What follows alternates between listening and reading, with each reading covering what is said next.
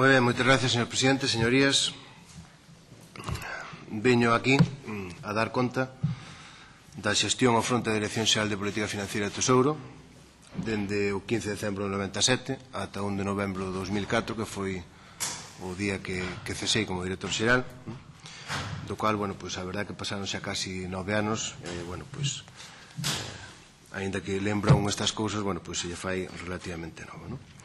En concreto, bueno, pois veño a dar conta das tarefas desenvolvidas por a Dirección Xeral en relación, bueno, pois ca tutela, ca supervisión, ca inspección e co control das caixas de aforros. E como resultado destas funcións de inspección e de control,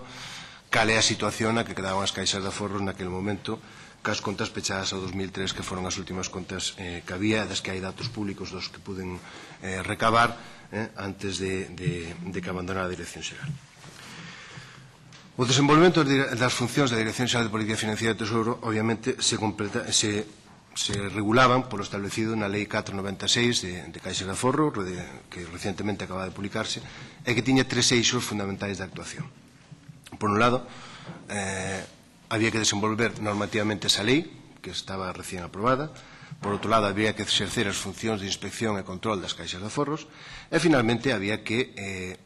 dar corpo á figura da protección ao cliente de caixas de aforro, non só as de Galicia, sino incluso tamén as de clientes de caixas de aforro foráneas que operaban en Galicia. Me imagino que a efectos desta comisión o máis importante será que centre a miña intervención no que era o control e inspección das caixas de aforros. Sin embargo, si me gustaría, dun xeito moi breve, non máis de alá dun minuto, facer referencia a cales foron os pasos que se deron no desenvolvemento normativo, que tuveron como eixo primeiro a protección ao cliente, coa elaboración do regulamento que creaba e desenvolvía a figura do valedor do cliente ás caixas de aforro, a continuación o regulamento que creaba tamén a estrutura organizativa da Oficina de Reclamacións dos Clientes de Caixas de Aforro, como unha unidade dentro da propia Dirección Xeral. A partir de aí, o regulamento da obra benéfico-social, que foi un regulamento novedoso a nivel nacional, fixaba unhas cuantías mínimas en función da rendibilidade das caixas para dedicar recursos á obra benéfico-social e unhas áreas que tiñan que dedicar unha porcentaxe mínima da cuantía global da obra benéfico-social obrigatoriamente por primeira vez que se estaba facendo isto no país. E, finalmente, bueno, pois o desenvolvemento, como non pode ser de outra maneira, dun réxime sancionador, aplicado ás caixas de aforros, porque é a ferramenta fundamental para fazer cumprir as leis. En canto ás funcións de control e inspección, obviamente, dentro da Dirección Xeral prestábamos especial importancia á análise de datos financeiros da Caixa, balances, contas de resultados, coa finalidade, de coñecer en todo momento cal era a súa situación e inferir de existir posible situación de risco e, a partir de aí, establecer un programa de actuacións que pudera corrixir esas hipotéticas situacións de risco. Previamente, para enfocarnos, para situarnos, compre, situarnos a finais do ano 97, principios do 98, no contexto de conxuntura económica que había naquele momento. Viñamos de vivir unha crise moi forte, unha crise na que a taxa de morosidade, a taxa de fallidos, realmente, non só de morosidade, do conxunto do sistema financiero chegou a niveis do casi do 10%, e onde se demostrou que non só había unha xestión ineficiente do risco de crédito, senón tamén do risco de mercado, especialmente das posicións tanto de renta fixa como de renta variable e, sobre todo, de instrumentos financieros fora de balance como eran os derivados, futuros, opcións, swaps e elementos similares. Co cual, un dos eixos, obviamente, da actuación que tiñamos que pôr en marcha era desenvolver axeitados sistemas de control de risco, especialmente de risco de mercado, porque eran, se me permiten a expresión, aqueles que estaban máis verdes por aquelas alturas da vida. Por outra banda, estábamos asistindo a momentos onde a economía se empezaba a recuperar, empezaba a haber tasas de crecemento importantes, positivas, e isto facía que, obviamente, as caixas de aforros en conxunto do sistema financiero estivese mostrando tasas de crecemento relativamente elevadas para ir acompañando o crecemento do sistema productivo, xa que, obviamente, sin diñeiro, sin crédito, non hai engrase que valga. Co cual, na Dirección Xeral, prestábamos especial importancia a variables como a solvencia das entidades de crédito, das caixas, a liquidez, se eran eficientes ou non, a rentabilidade, porque, obviamente, a maior rentabilidade é a maior dotación para a obra benéfico-social, porque non debemos olvidar que eran entidades que estaban a camiño entre o privado e o fundacional, obviamente, o control de riscos de mercado, como dixen, e, un control da morosidade. Se collemos os datos, insisto, das últimas contas aprobadas al aprobar no 2003, que é hasta onde podo falar, a partir de aí, obviamente, nin teño información, nin teño conocimento, nos encontramos, bueno, pois, por exemplo, falo de Caixa Nova, obviamente sempre considerábamos os datos a nivel consolidado, nese momento xa as caixas tiñan uns grupos de empresas cos que consolidaban, tanto por integración global como a veces por integración proporcional,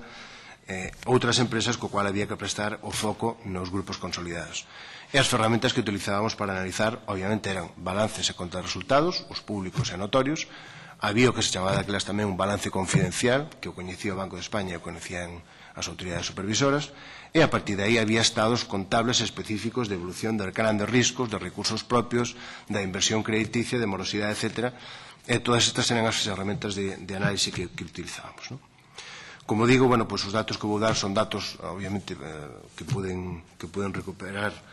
bueno, pues entrando en diferentes páxinas web das caixas, etc., no rexistro mercantil das contas de 2003. Liquidez, que era unha das variables que mirábamos.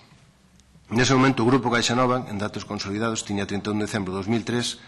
10.016 millóns de euros de créditos, de depósitos de clientes, e tiña uns créditos a clientes de 8.680 millóns de euros. Eso quere dicir que tiña un gap positivo de liquidez de máis de 1.300 millóns de euros, co cual non había problemas de liquidez. Por os datos de avance do ano 2004, este problema de liquidez seguía sin existir, con posicións activas de liquidez por encima dos 1.000 millóns. Solvencia, que era outras variables fundamentales que ollábamos todos os días. O coeficiente de solvencia mínimo se establecía no 8%, é dicir, os recursos propios computables sobre os riscos ponderados tiña que ser al menos do 8%. Pois ben, no caso de Caixa Nova, en aquel momento era o 10,11%, o cual, bueno, pois significaba estar máis dun 25% por encima do que era o mínimo imprescindible. A xestión de risco do crédito, a mellor maneira de vela é a través dos seus resultados. En este caso, nos encontrábamos con que o crédito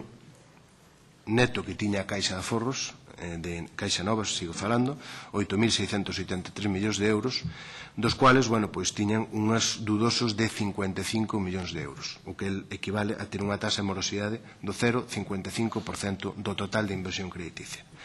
E unha tasa de cobertura, a tasa de cobertura obviamente se calculaba como coeficiente entre as provisións e os dudosos, do 338%, 169 millóns de euros dotados para 55 de fallidos.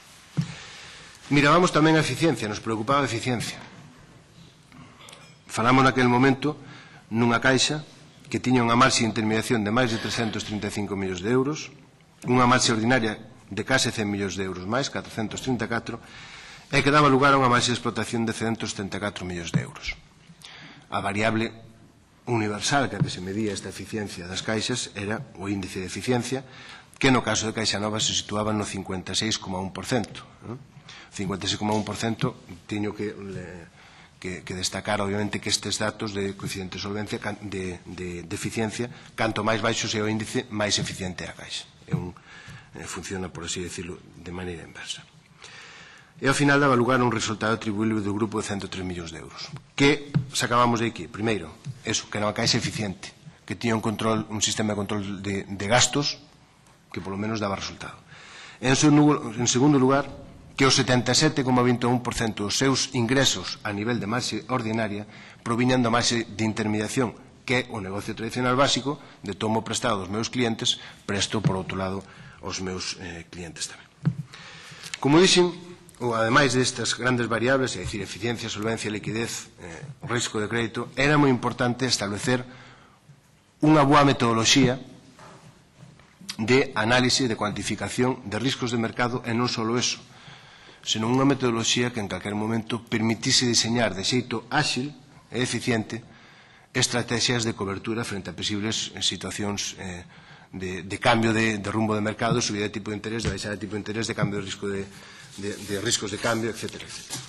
Neste sentido, era unha das cousas, bueno, pues, que sempre recalcábamos nas nosas tarefas de supervisión e de control. E podo asegurar, ademais, que as caixas de aforros naquele momento tiñan, bueno, pois, probablemente,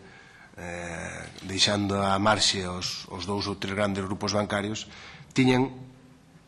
desenvolvido ou estaban desenvolvendo, obviamente a principios do ano 97-98 estaban desenvolvendo, ao finales tiñan desenvolvido, un bo sistema de control de riscos global, que englobaba non só os riscos de mercado, senón tamén risco de crédito, risco legal, diferentes metodoloxías de risco que desenvolveran a través da CECA,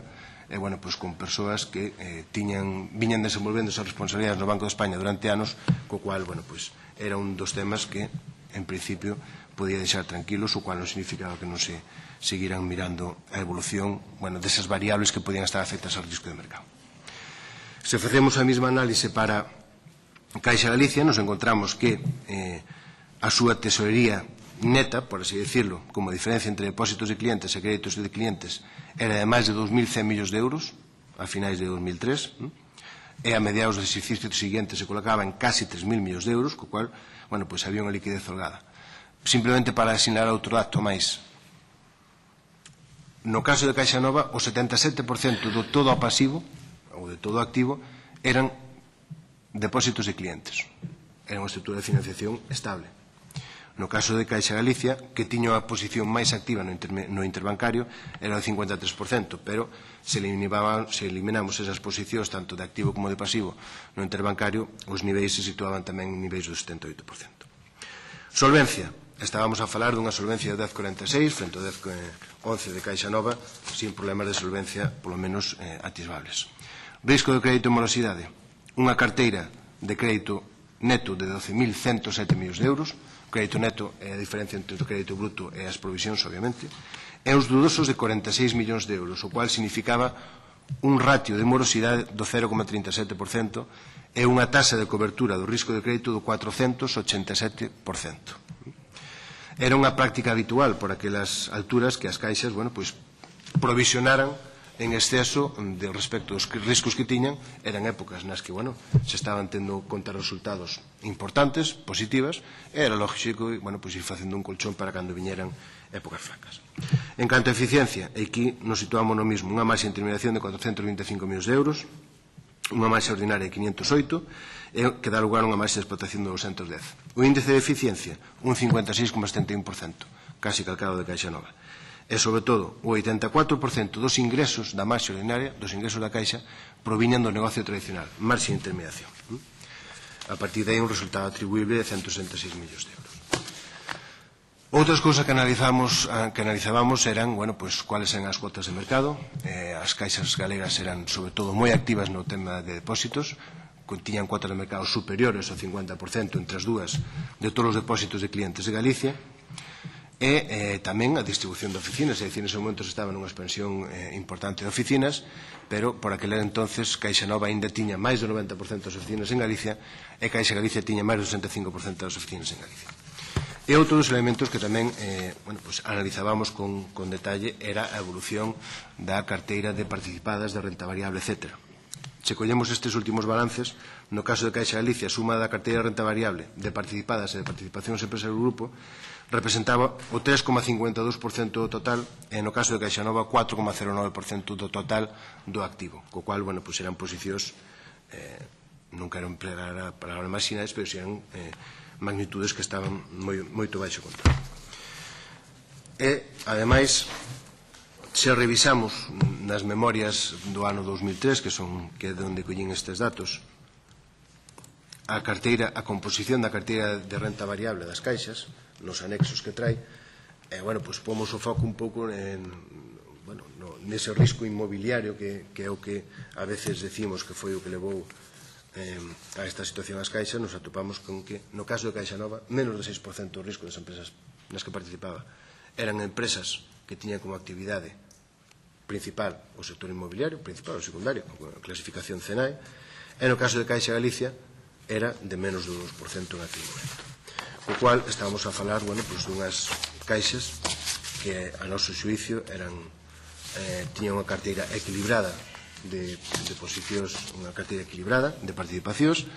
e que eran caixas que eran solventes, sen problemas de liquidez, eran rentables, tiñan unha axeitada xestión do risco de mercado, tamén do risco de crédito, o cual se demostra nas tasas de morosidade, e, isto se obtén dunhas datos, dunhas memorias, dunhas contas que estaban aprobadas por todas as asambleas por todos os membros da Asamblea Xeral das Caixas, correntemente auditadas e sin ningún tipo de salvedades na auditoría. Por lo tanto, este é un pouco o que quería comentar e ver cal era, máis que entrar en detalle nas funcións da Dirección Xeral, si, reflexar un pouco cales eran os resultados destas funcións e a partir de aí, someterme ás preguntas que as señorías teñen.